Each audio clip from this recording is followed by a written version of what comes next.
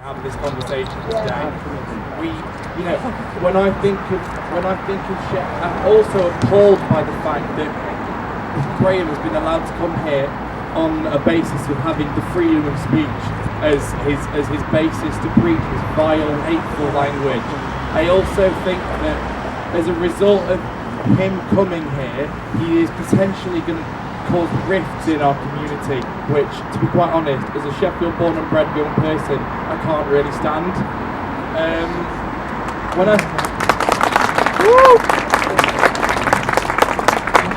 Let me just explain a little bit about my journey to where I am today. My life's had its fair share of ups and downs over the last 20 years, and I've accepted my identity and where I am at this particular point in time. I did a year of university, and after having a mental health relapse, I decided that wasn't the right thing. And whilst I was supported, I do think higher education needs more support. But more importantly, why we're here. Having identified as being part of the LGBT community since the age of 16, I've had my fair share of prejudicial comments made against me. I'm now at an age where if I see younger people in the community in this city being discriminated against, I have absolutely no qualms in fronting it out. I don't have an issue in sort of going, whether you think you have the freedom of speech or not, what you're doing is potentially damaging to the physical and mental health of young people. I have no qualms in saying it, because there are people who will acknowledge the fact that what they're saying is hateful, but will ignore it and let it pass them by. But me, not a chance. I don't have any qualms for saying, what you're saying is wrong, and I don't have any qualms for telling them where to go.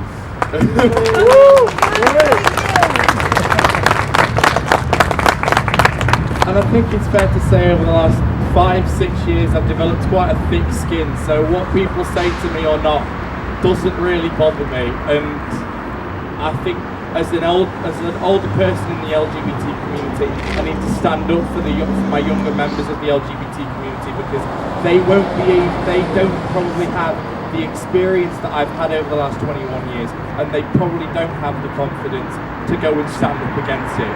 Whereas, I will have no qualms in calling it out what it is.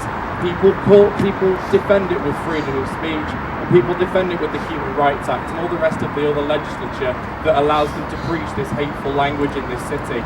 But I'm not going to stand by and let them do it, because at the end of the day, this is our city, it's our home, and we have a responsibility as citizens to protect our young people.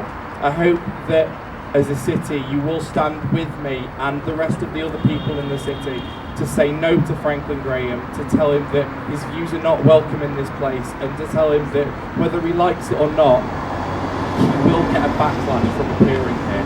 Thank you very much.